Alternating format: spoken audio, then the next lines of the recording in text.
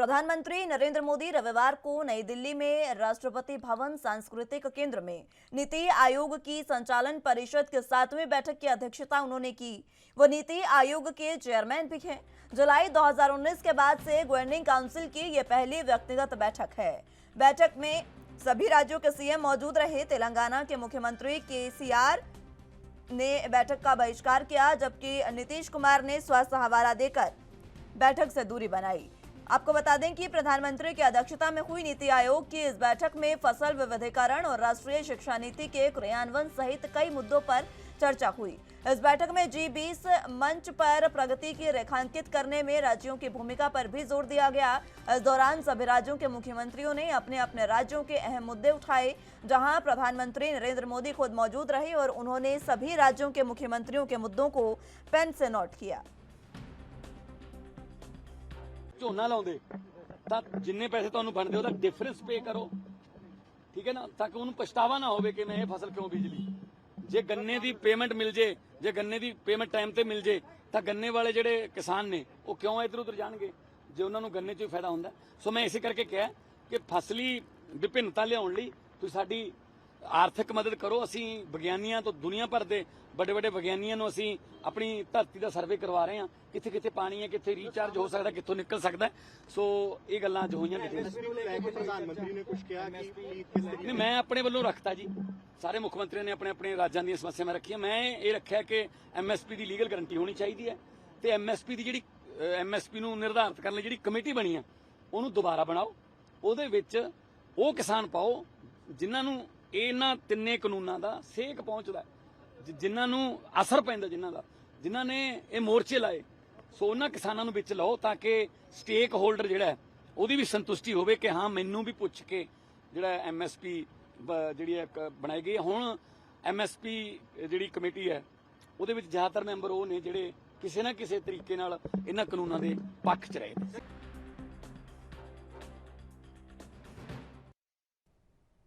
इस खबर पर ज्यादा जानकारी के लिए चंडीगढ़ से संवाददाता अमित कुमार हमारे साथ मौजूद हैं। अमित, फिलहाल जिस तरीके से सीएम नीति आयोग की बैठक में मौजूद रहे और उन्होंने सबसे अहम MSP कमेटी पर उसका मुद्दा उठाया और किसानों की फसलों को लेकर भी तमाम चर्चा इस दौरान हुई।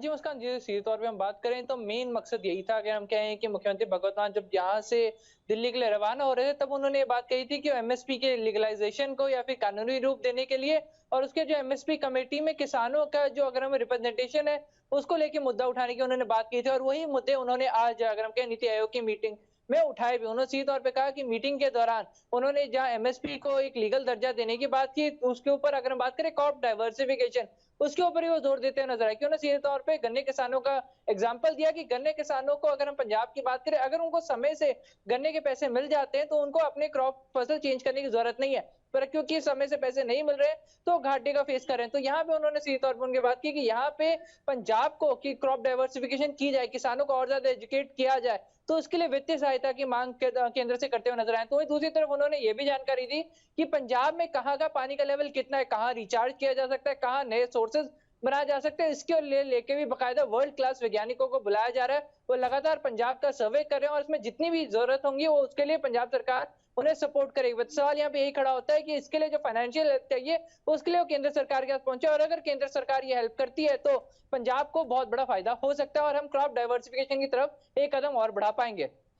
अमित, एक सवाल ये भी सीएम की ओर से रखा गया कि जो MSP कमेटी केंद्र की ओर से बनाई गई है उसमें उन किसानों को रखा जाए, उन जो वहां के सदस्य हैं वो सदस्य वो किसान होने चाहिए जो इन कानूनों का विरोध कर रहे थे, ताकि आम जनमानस को, आम किसान को भी लगे कि हमारे मुद्दे वहां पर उठाए जा रहे हैं।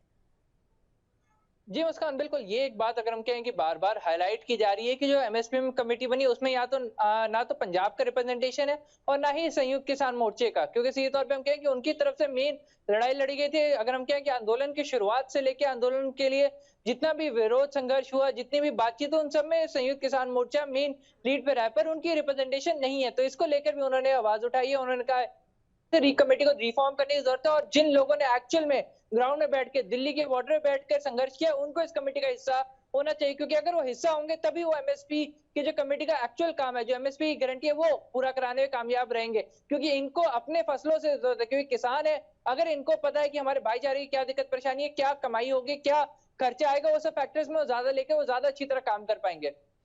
ठीक है। और क्या कुछ ऐसे खास मुद्दे रहे? कॉलेजेस का भी मुद्दा उठा, और क्या मुद्दे ऐसे रहे अमित अहम जो यहाँ पर बैठक में उठाए गए?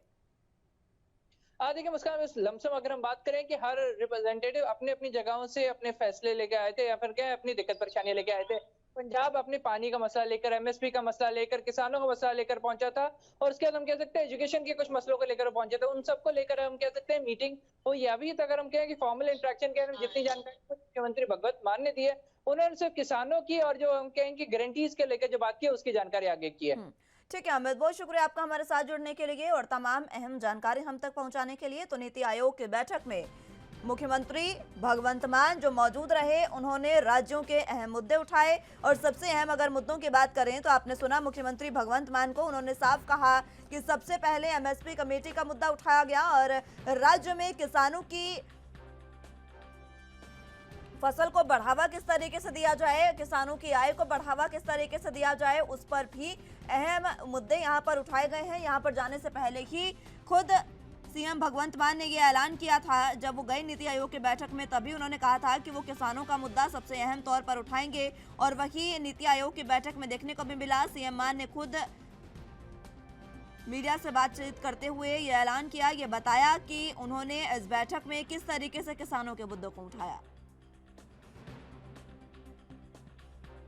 चलिए, तो नीति आयोग की इसी बैठक में लगभग सभी राज्यों के सीएम मौजूद रहे। हिमाचल प्रदेश के सीएम जयराम ठाकुर भी इस दौरान मौजूद रहे, और उन्होंने भी अपने राज्य को लेकर क्या कुछ मुद्दे उठाए हैं, उसके लिए भी हमारे साथ ज्यादा जानकारी के लिए टीना ठाकुर मौजूद हैं हिमाचल प्रदेश से ब्यूरो चीफ। टीना जी, फिलहाल जिस तरीके से हिमाचल प्रदेश के सीएम जयराम ठाकुर ने भी इस बैठक में हिस्सा लिया, और यहाँ पर उन्होंने राज्य के कई मुद्दों को उठाया, क्या वो मुद्दे खास रहे जो प्रधानमंत्री तक पहुंचाए गए? कृषि है हमारा, जो कृषि उत्पादन और फसल विविधीकरण है, उसके ऊपर मुख्यमंत्री जयराम ठाकुर ने खास तौर पर फोकस किया। और इसके अलावा जो है राष्ट्रीय शिक्षा नीति का जो क्रियान्वयन है वो किस तरह से हो रहा है, नगर निकाय जो प्रशासन उसको किस तरह से हिमाचल सरकार सुधर रही है, इसके ऊपर खास तौर पर नीति आयोग की जो बैठक है उसमें चर्चा की गई। खास तौर पर बताया कि हिमाचल की जो बात है, जो किसान को किस तरह से केंद्र और राज्य की जो प्रायोजित योजनाएं हैं उनका लाभ दे रहे हैं। इसमें उन्होंने बताया कि 31,584 बागवान ऐसे हैं जिन्हें राज्य प्रायोजित योजनाओं में लेकर उन्हें लाभान्वित किया गया है, जबकि 4.25 लाख बागवान ऐसे हैं जिन्हें केंद्र की जो योजना है उनमें शामिल करके उनको लाभान्वित किया गया है। खास तौर पर ये जो बैठक थी, इसमें जो किस तरह से शिक्षा में स्तर कर रहा है हिमाचल, किस तरह से प्लेसमेंट सेल स्थापित किए जा रहे हैं, और किस तरह उच्च शिक्षा में नए आयाम हिमाचल स्थापित कर रहा है, इस पर भी मुख्यमंत्री जयराम ठाकुर ने नीति आयोग की बैठक में जो है जानकारी दी और इस पर चर्चा की। इसके अलावा जो पिछले महीने आपको याद होगा कि मुख्य सचिवों का सम्मेलन हुआ था, वो हिमाचल के धर्मशाला में आयोजित हुआ था। उसमें मुख्य सचिवों के पूरे देश के जो मुख्य सचिव थे उन्होंने भाग लिया था, और उसमें इस जो नीति आयोग की बैठक है उसमें खास तौर पर इस पर भी चर्चा की गई कि किस तरह से जो मुख्य सचिवों के सम्मेलन में जो मुद्दे उठे थे उन पर किस जो टास्क फोर्स बनाई गई थी, कितना कर उसमें काम हो चुका है और कितना कर उसमें बाकी है। तो इसके अलावा जो मुख्यमंत्री उन्होंने जो आवश्यक जो शहरी निकायों में जो आवश्यक पद है उनको भरकर जो शहरी निकाय का जो प्रशासन है उसको मजबूत करने के बारे में जानकारी प्रदान की। जो खास तौर पर जो बैठक थी उसमें जो एक आपको याद होगा बल्क ड्रग फार्मा भी 3 आवंटित देश में किए जाने हैं, जिनमें से जिसके लिए 3 जो राज्य है उनको शॉर्ट लिस्ट किया जाना है। तो ऐसे में हिमाचल ने उसके ऊपर भी अपना पक्ष रखा कि क्यों जो प्रबल दावेदार है हिमाचल है, और क्यों हिमाचल को जो बल्क जो ड्रग फार्मा है वो केंद्र जो उसको हिमाचल को प्रदान करे। ठीक है टीना जी, जिस तरीके से नई शिक्षा नीति को लेकर सीएम ने यहाँ पर बात की, और ये नीति आयोग की बैठक इसको बढ़ावा देने के लिए भी थी। शिक्षा नीति को बढ़ावा देने के लिए सीएम की ओर से कई अहम फैसले जो यहाँ पर कहा जा सकता है कि उन्होंने यहाँ पर मुद्दे उठाए। कौन सी अहम एक मुद्दा मान सकते हैं कि ये मुद्दा सीएम ने देवभूमि के, क्योंकि माफ कीजिएगा, हिमाचल को देवभूमि कहा जाता है, तो वहां के विकास को लेकर किस तरीके से चर्चा हुई? जी देखिए, हिमाचल के विकास में, क्योंकि हिमाचल छोटा है, पहाड़ी राज्य, भौगोलिक परिस्थितियां काफी कठिन रहती है यहाँ की।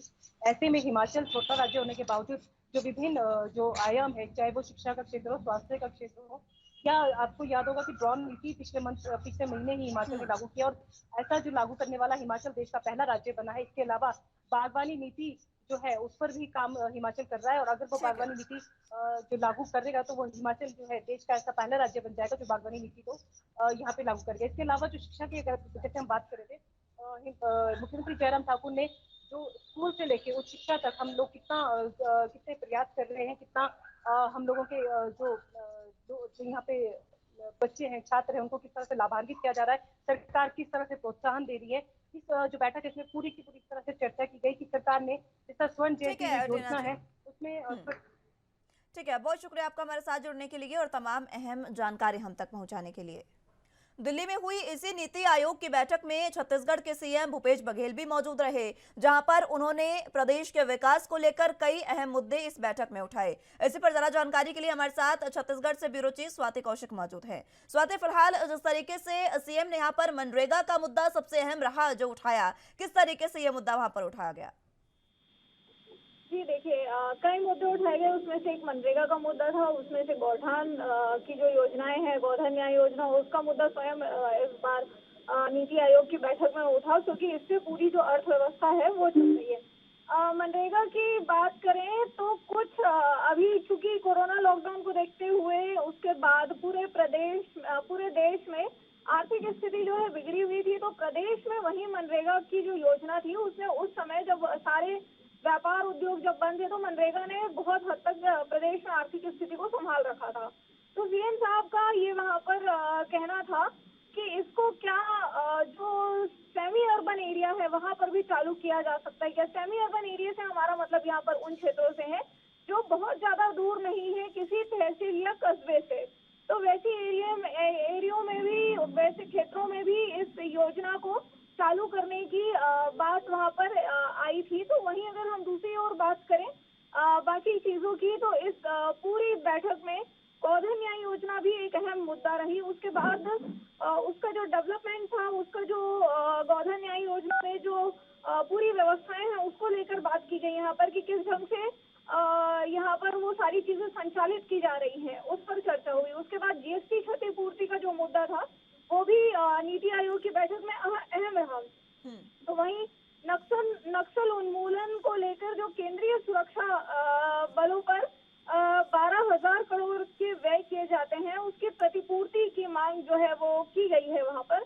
तो इस तरह से आज नीति आयोग की बैठक में अगर हम फिर एक बार बात करें तो कोयला सहित मुख्य खनिज रॉयल्टी है दर को संशोधन के लिए आग्रह किया गया है, क्योंकि क्या छत्तीसगढ़ प्रदेश की अगर हम बात करें तो यहाँ तरह तरह के खनिज जो है वो मिलते हैं, और सबसे ज्यादा कोयले का खदान की अगर हम बात करें तो वो छत्तीसगढ़ में सबसे ज्यादा है। लौह अयस्क की बात करें तो यहाँ से लौह अयस्क की मात्रा जो है वो बहुत अधिक मात्रा में पाई जाती है। तो इन सारी चीजों पर आज इस बैठक में बात की गई। जी स्वाति, अगर बात करें तो कांग्रेस ने जिस तरीके से ये बात कही थी कि नीति आयोग की बैठक जब भी होती है सभी राज्यों के मुख्यमंत्री इसके सदस्य होते हैं, लेकिन जो भी विपक्षी राज्यों के मुख्यमंत्री हैं उनकी बात नहीं मानी जाती है, ये कांग्रेस का आरोप है। अब जिस तरीके से भूपेश बघेल ने यहाँ पर तमाम बातें उठाई है, तमाम मुद्दे उठाए हैं, किस तरीके से, क्या सीएम ने ये आश्वासन दिया, प्रधानमंत्री की ओर से आश्वासन मिला कि इन मुद्दों को जल्द पूरा किया जाएगा,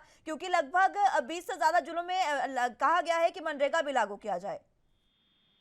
जी देखिए, बिल्कुल ये कहा तो गया है, लेकिन जब तक हम भी इस चीज को जानते हैं, आप भी इस चीज को समझ रही हैं, दर्शक भी इस चीज को समझ रहे हैं कि जब तक कह देना जो है वो अलग चीज है और पेपर वर्क होके किसी भी योजना का जमीनी लेवल पे आ पाना ये अलग चीज है।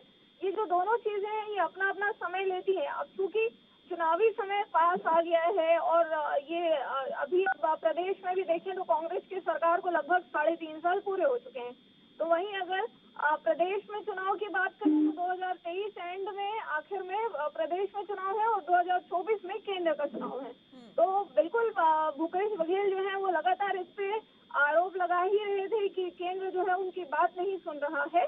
तो वहीं विपक्ष ये कह रही थी कि केंद्र जो प्रदेश सरकार है छत्तीसगढ़ की वो स्पष्ट बात नहीं कर रही। तो ये आरोप प्रत्यारोप का जो दौर है ये दोनों तरफ से बना हुआ था, लेकिन अब इस बीच में देखने वाली बात ये है कि अगर इन मांगों को स्वीकृत कर लिया गया है तो ये कब जमीनी स्तर पर आते हैं। जी ठीक है स्वाति, बहुत शुक्रिया आपका हमारे साथ जुड़ने के लिए और तमाम अहम जानकारी हम तक पहुंचाने के लिए।